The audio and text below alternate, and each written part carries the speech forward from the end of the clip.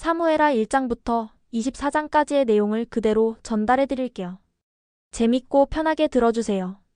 사무엘하 1장, 사울의 죽음과 다윗의 슬픔으로 시작합니다. 사울 왕과 요나단이 죽었다는 소식을 들은 다윗은 엄청 슬퍼하면서 특히 자기를 그렇게 괴롭혔던 사울을 위해 애가를 지어 죽음을 애도해요. 근데 아말렉 청년이 와서 자기가 사울을 죽였다고 거짓말을 하자 다윗은 오히려 그 청년을 처형해버립니다. 완전 단호하죠. 이 장에서는 다윗이 유다 지파에 의해 왕으로 추대됩니다. 하지만 사울의 아들인 이스보셋도 이스라엘의 왕이 되면서 다윗과 이스보셋 사이에 내전이 벌어져요.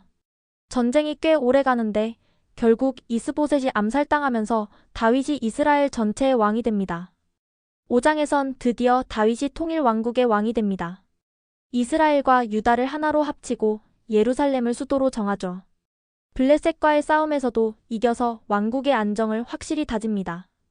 6장, 다윗은 하나님의 언약궤를 예루살렘으로 옮기려고 해요. 근데 규례를 제대로 안 지켜서 처음에는 좀 삐끗합니다. 하지만 결국 언약궤를 안전하게 다윗성으로 옮겨오고 하나님께 엄청 기쁜 마음으로 제사를 드립니다. 7장은 진짜 중요한 내용인데요.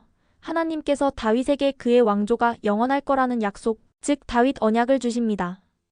다윗은 너무 감사해서 하나님께 진심으로 기도하죠. 8장부터 10장까지는 다윗의 정복, 전쟁 이야기가 주를 이룹니다. 주변 나라들과의 싸움에서 계속 이기면서 영토를 넓히고 왕국의 위상을 엄청 높여요. 암몬과의 전쟁에서도 이기고 아람의 지원군까지 격파합니다. 그리고 요나단과의 약속을 지키기 위해 므비보셋에게 은총을 베풀기도 하죠. 하지만 11장부터는 다윗에게 어두운 그림자가 드리웁니다. 밧세바와의 안타까운 사건이 벌어지죠. 다윗은 밧세바와 잘못된 관계를 맺고 그녀의 남편인 우리아를 전쟁터에서 죽게 만드는 끔찍한 죄를 저지릅니다. 12장에서는 선지자 나단이 다윗의 죄를 아주 날카롭게 지적합니다. 다윗은 그제서야 자기 죄를 깊이 뉘우치고 회개하죠. 하지만 죄의 결과는 너무나 컸습니다. 다윗의 가정에 큰 불행이 닥쳐와요. 13장부터 18장까지는 다윗의 아들 압살롬의 반역 이야기가 펼쳐집니다. 압살롬이 형 암논을 죽이고 반란을 일으키자 다윗은 왕궁을 버리고 도망치는 신세가 됩니다. 압살롬은 예루살렘을 점령하고 왕이 되려고 하지만 결국 요압에게 죽임을 당하죠. 다윗은 압살롬의 죽음을 진심으로 슬퍼합니다. 19장과 20장에서는 다윗이 다시 왕권을 회복하고 예루살렘으로 돌아옵니다. 하지만 베냐민 지파 사람인 세바가 또 반란을 일으키고 요압이 이걸 진압하죠. 정말 다사다난합니다. 21장에서는 사울의 죄 때문에 나라에 기근이 듭니다. 다윗은 기브온 사람들의 요구를 들어줘서 그들의 원한을 풀어줍니다. 그리고 다윗의 용사들의 활약상이 자세하게 기록되어 있어요. 22장은 다윗이 하나님의 구원에 감사하며 지은 찬양시입니다. 그의 진심이 느껴지는 아름다운 시예요.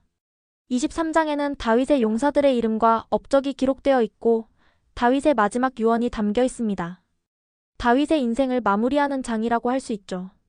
마지막 24장에서는 다윗이 하나님의 뜻을 묻지 않고 인구 조사를 실시한 것 때문에 하나님께서 이스라엘 백성에게 징벌을 내리십니다. 다윗은 자신의 죄를 뉘우치고 회개하며 하나님께 제단을 쌓아 재앙을 멈추게 합니다. 이 아라우나의 타작마당이 나중에 솔로몬이 예루살렘 성전을 짓는 장소가 됩니다. 이렇게 사무엘하가 마무리됩니다. 사무엘하는 하나님의 주권, 죄의 결과와 회개의 중요성, 하나님의 언약과 신실하심, 그리고 다윗의 위대한 리더십과 인간적인 연약함 등 다양한 주제를 다루고 있습니다. 이 이야기가 여러분에게도 깊은 울림을 주었으면 좋겠네요.